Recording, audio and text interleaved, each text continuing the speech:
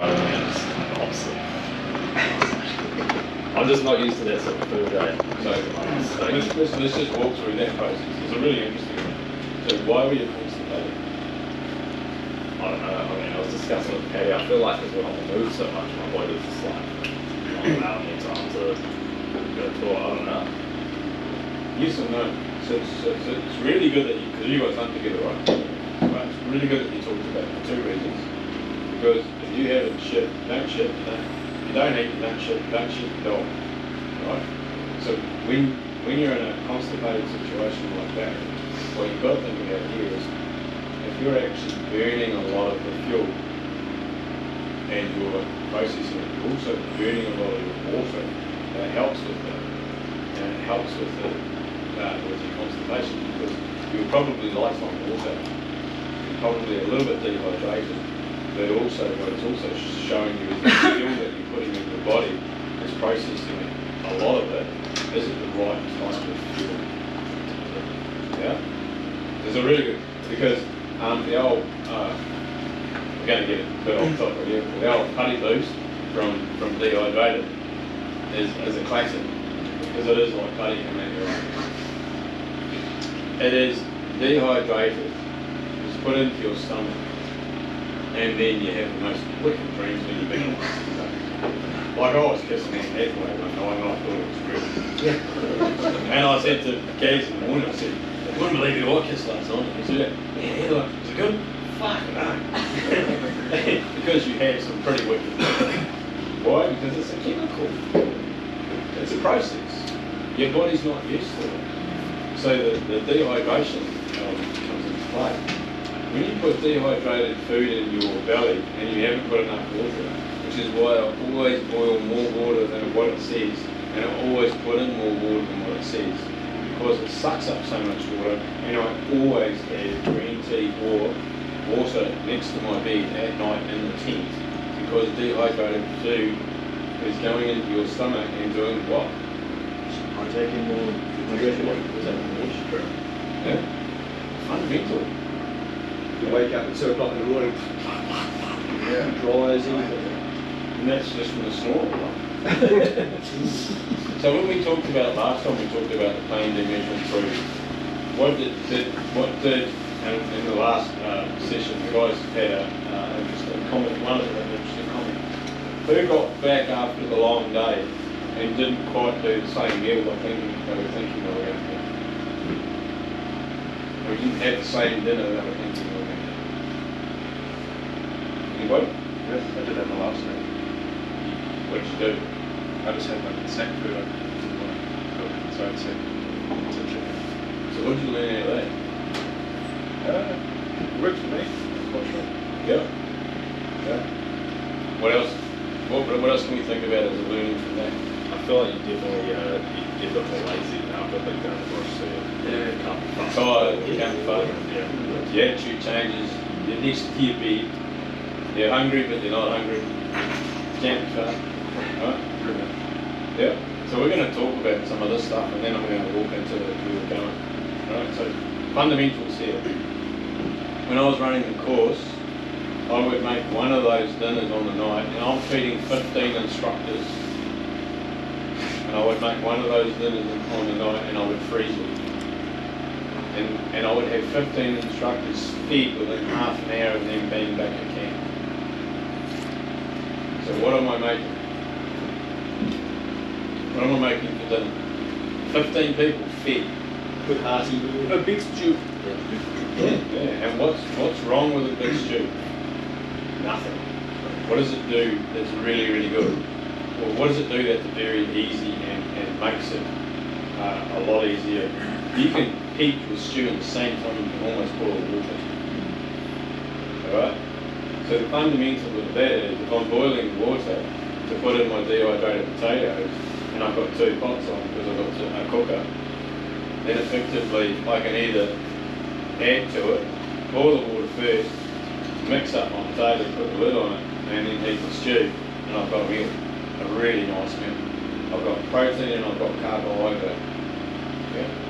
But the pre-made stew tastes good, plenty of protein, there is no preparation required because you've already done it. So one of the people in the last session turned around, oh, I'll get back, I'll boil the pasta, I'll slice up some tomatoes, slice up some pesto, and I'll do da. I said, okay, cool, that's nice.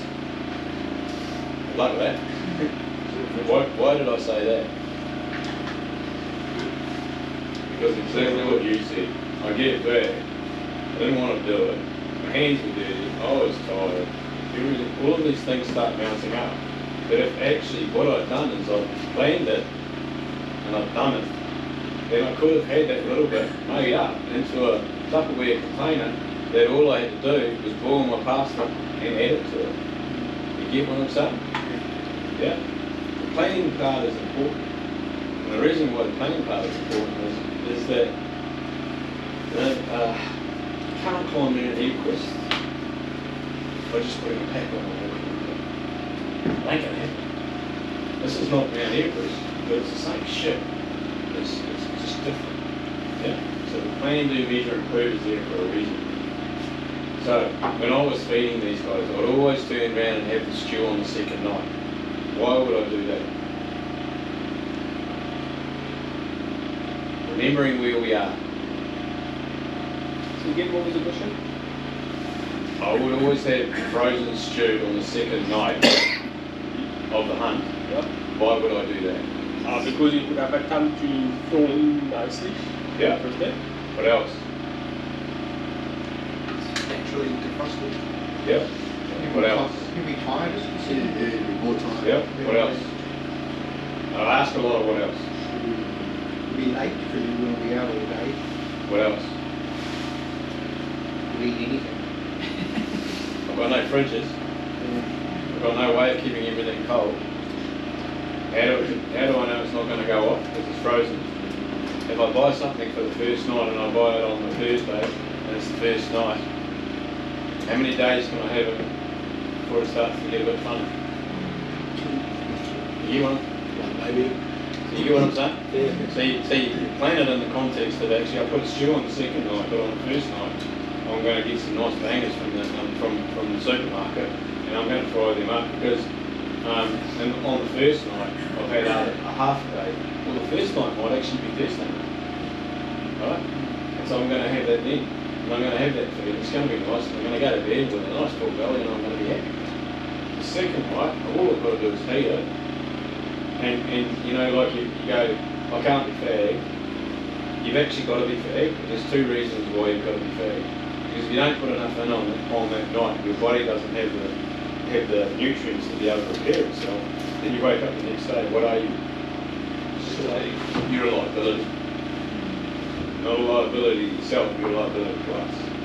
Because you're not nutritionally supplemented, you're tired, you're probably going to do an injury, and then your body's actually turning around and compensating for the fact that you're not there. Yeah? Same thing this way. How do top athletes perform? They get the nutrition right, they get the fitness right, they get their intakes of the water right. How do they do that? They plan it, they do it, did it work, measured it, how do they improve on it? Exactly the same thing. It's a real baseline principle. It's a very simple circle. Plan it, do it, measure it, improve it. Yeah? It's exactly the same thing. And every single one of us is going to perform differently. There is multiple different body shapes and different ways of processing. Us older fellas, we end up with a little bit less metabolism than the younger guys.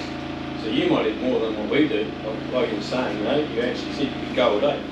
I could go from dark till the next morning and you know, on minimal amount of food, because I know I could just keep it up. But I know that because I've done it. You know? So you've got to sort of go through that process. How does your body react? Because every single one of you is different.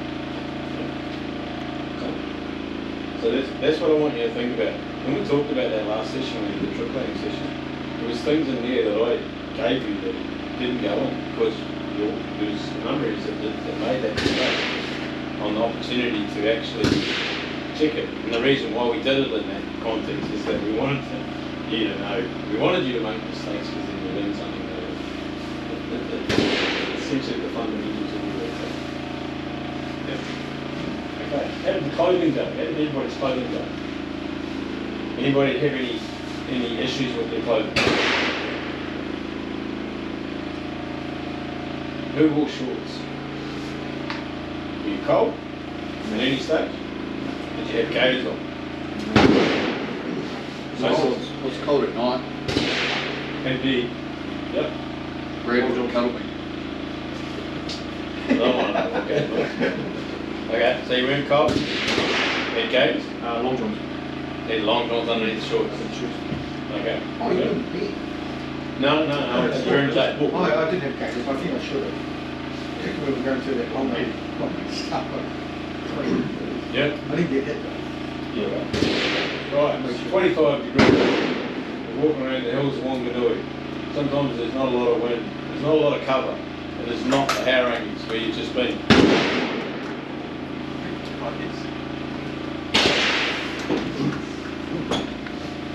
This is more open up here, isn't it?